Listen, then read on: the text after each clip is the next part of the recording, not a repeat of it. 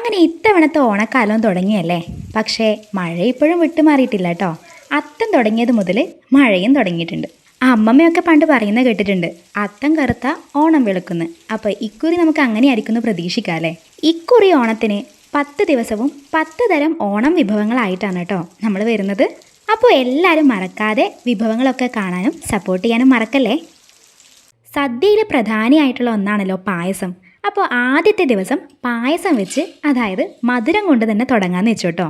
വീട്ടിൽ തന്നെ കൃഷി ചെയ്ത് ഉണ്ടാക്കിയ നെല്ല് പൊടിച്ച് തരക്കേരി ആക്കിയിട്ടാണ് കേട്ടോ നമ്മളിന്ന് പായസം ഉണ്ടാക്കാൻ പോകുന്നത്. ഏകദേശം 1 ഗ്ലാസോളം തരക്കേരി എടുത്തിട്ടുണ്ട്. അത് നന്നായി കഴുകി വൃത്തിയാക്കിയ ശേഷം കുക്കറിലേക്ക് മാറ്റുക. ഇനി അതിലേക്ക് വേകാൻ പാകത്തിന് വെള്ളമാണ് ചേർത്ത് കൊടുക്കേണ്ടത്. നമ്മളിപ്പം 1 ഗ്ലാസോളാണ് അരി ചേർത്തിട്ടുള്ളത്. അപ്പോൾ 1 ഗ്ലാസ് അരിക്ക് ഏകദേശം ഒരു 3 ഗ്ലാസോളം വെള്ളം ചേർത്തിട്ട് ഇനി അത് വിസിലടിക്കുന്ന സമയത്ത് തൂകി പുറത്തേക്ക് പോകാതിരിക്കാൻ വേണ്ടി കുറേശ്ശെ നെയ്യ് കൂടി ഇട്ടിച്ചിട്ടാണ് കേട്ടോ വിസിലടിക്കാൻ വേണ്ടിയിട്ട് വെക്കുന്നത്. പായസത്തിൻ്റെ മെയിൻ ഫ്ലേവർ ആയിട്ടുള്ള ഒന്നാണല്ലോ ഏലക്കായി. അപ്പോൾ ഏകദേശം ഒരു 4-5ഓളം ഏലക്കായി ഒന്ന് ചതച്ചെടുക്കുന്നുണ്ടേ. ഇനി അതുപോലെ മധുരത്തിനായിട്ട് ഒരു 4 ആണി ബെല്ലാണ് ഇവിടെ ഉരുക്കിയെടുക്കുന്നത്.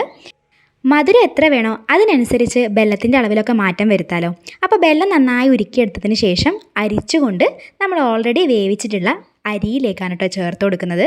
അരി ഏകദേശം പാകത്തിന് വെന്തിനോ എന്നുള്ളത് എന്തായാലും നോക്കണം. കാരണം ബെല്ലം ചേർത്ത് കഴിഞ്ഞാൽ പിന്നെ അരിയിൽ വേവ് മാറ്റം വരില്ല. ആ സെയിം വേവായിരിക്കും ഇനി അതിനുണ്ടാകുക. ഇനി ബെല്ലവും ചോറും നന്നായിട്ടൊന്ന് യോജിപ്പിച്ച് കൊടുക്കുക. അപ്പം കുക്കറിൽ വെക്കുന്നത് കൊണ്ട് തന്നെ അരി നമുക്ക് നന്നായിട്ട് തന്നെ വെന്ത് കിട്ടും. അപ്പോൾ ആ വേവ് നിങ്ങൾ എന്തായാലും ശ്രദ്ധിക്കണം കേട്ടോ. അടുത്തതിനി തേങ്ങ നമുക്കൊന്ന് ഞെരടി എടുക്കണം. ഏകദേശം ഒരു അരമുറി തേങ്ങ നമ്മളിവിടെ ചിരകി എടുത്തിട്ടുണ്ട്. അതിലേക്ക് കുറച്ച് വെള്ളം ആഡ് ചെയ്തിട്ട് നന്നായിട്ടൊന്ന് കൈകൊണ്ട് ഞെരടി കൊടുക്കുക. ഇനി നമുക്കിതിൻ്റെ പാല് നന്നായിട്ടൊന്ന് ഊറി കിട്ടണം കേട്ടോ.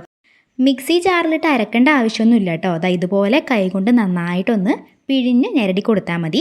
എന്നിട്ട് നമുക്ക് ഈ ഒരു മിക്സ് ഇനി നമ്മുടെ പായസത്തിലേക്ക് ചേർത്ത് കൊടുക്കാം. പായസം ഇവിടെ ജസ്റ്റ് ഒന്ന് ചൂടായി വന്നിട്ടുണ്ട് വീണ്ടും. അപ്പോൾ അതിലേക്കൊന്ന് ഒഴിച്ചു കൊടുക്കുക. അപ്പോൾ ഇത് ഒഴിക്കുന്ന സമയത്തും പായസം അത്യാവശ്യം നന്നായിട്ട് കട്ടി തന്നെ ആയിരിക്കും കേട്ടോ. അപ്പോൾ വെള്ളം നമുക്ക് എക്സ്ട്രാ ആഡ് ചെയ്യാം. വെള്ളം നിങ്ങൾ എപ്പോഴും തിളപ്പിച്ചാറിയ വെള്ളം ഉണ്ടെങ്കിൽ അതോ അല്ലെങ്കിൽ തിളപ്പിച്ച വെള്ളം ഉണ്ടെങ്കിൽ അതോ ആഡ് ചെയ്തോ നോക്കുക കേട്ടോ. ഇനി മധുരം ഒന്ന് ബാലൻസ് ചെയ്യാൻ വേണ്ടിയിട്ട് വളരെ കുറച്ച് ഉപ്പ് കൂടെ ചേർത്ത് കൊടുക്കുന്നുണ്ടേ.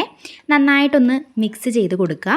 ഇനി നമുക്കിതിലേക്ക് വറുത്തിടാനായിട്ടുള്ള ഐറ്റംസ് എടുത്ത് വെക്കാം കേട്ടോ. അണ്ടിപ്പരിപ്പും മുന്തിരിയും അതുപോലെ ഒരു നേന്ത്രപ്പഴം ഉണ്ട് കേട്ടോ. 1 അല്ല 2 നേന്ത്രപ്പഴം എടുത്തിട്ടുണ്ടായിരുന്നു. നേന്ത്രപ്പഴം കൂട്ടി പായസം കഴിക്കാൻ ഇവിടെ എല്ലാവർക്കും വളരെ ഇഷ്ടമുള്ള കാര്യമാണേ. അപ്പോൾ ഇത് ചേർക്കുമ്പം ടേസ്റ്റും അടിപൊളിയാണ് കേട്ടോ. ഇനി ഇത്തരം ഐറ്റംസ് ഒന്നും നമ്മുടെ കയ്യിലില്ലെങ്കിൽ കൂടിയും പഴത്തിന് പകരം അല്ലെങ്കിൽ അണ്ടിപ്പരിപ്പിനൊക്കെ പകരമായിട്ട് നമുക്ക് തേങ്ങാ കൊത്തും കൂടി നെയ്യിൽ വാട്ടിയിട്ട് ഒഴിച്ചു കൊടുക്കാം കേട്ടോ. അതുപോലെ നമ്മളിപ്പോൾ ഏലക്കായി പൊടിച്ചിടുന്നുണ്ടല്ലോ. അപ്പോൾ ഏലക്കായി നമ്മുടെ കയ്യിലില്ലെങ്കിൽ ജീരകം വറുത്ത് പൊടിച്ചിട്ടും ചേർക്കും അത്രേ. അത് അമ്മ ഇവിടുന്ന് പറഞ്ഞു കിട്ടിയൊരു അറിവാണേ. പായസം നന്നായിട്ടൊന്ന് തിളച്ച് കഴിഞ്ഞപ്പോൾ അതിലേക്ക് ഏലക്കായാണ് കേട്ടോ ചതച്ചിട്ട് ചേർത്ത് കൊടുക്കുന്നത്. ചതക്കുന്നില്ലെങ്കിൽ നിങ്ങൾക്ക് പഞ്ചസാരയുടെ കൂടെ ഏലക്കായ ഒന്ന് പൊടിച്ചിട്ട് മിക്സി ജാറിൽ പൊടിച്ചിട്ടും ചേർത്ത് കൊടുക്കാം. അപ്പോൾ ഏലക്കായ കൂടി ചേർത്ത് അതിൻ്റെ ഫ്ലേവറൊക്കെ ഒന്ന് ഇറങ്ങി വരുന്നത് വരെ ജസ്റ്റ് ഒന്ന് തിളപ്പിച്ചു. ഇനി നമുക്ക് പായസം വാങ്ങി വെക്കാം കേട്ടോ. ഇനി പാത്രം ഒന്ന് ചൂടാക്കിയിട്ട് അതിലേക്ക് ഇതാ നെയ്യാണ് ഒഴിച്ചു കൊടുക്കുന്നത്. അപ്പോൾ നമ്മൾ ഓൾറെഡി അണ്ടിപ്പരിപ്പും മുന്തിരിയൊക്കെ എടുത്ത് വെച്ചിട്ടുണ്ടായിരുന്നു. അപ്പോൾ അതൊക്കെ ഇനി ആഡ് ചെയ്യാം. എന്നിട്ട് ആദ്യം അണ്ടിപ്പരിപ്പും മുന്തിരിയും ഒന്ന് വറുത്തിട്ട് പായസത്തിലേക്ക് ഒഴിച്ചു കൊടുത്തതിന് ശേഷമാണ് കേട്ടോ നമ്മൾ പഴം ചേർത്ത് കൊടുക്കുന്നത്.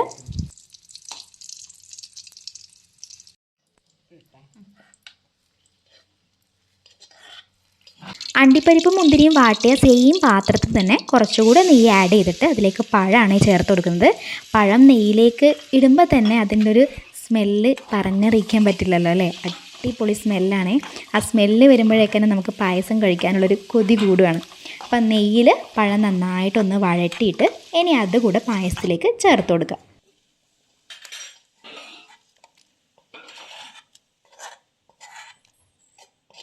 അങ്ങനെ നമ്മുടെ ഓണസദ്യയിലെ ആദ്യ വിഭവമായ പായസം ഇവിടെ റെഡി ആയിട്ടുണ്ടേ.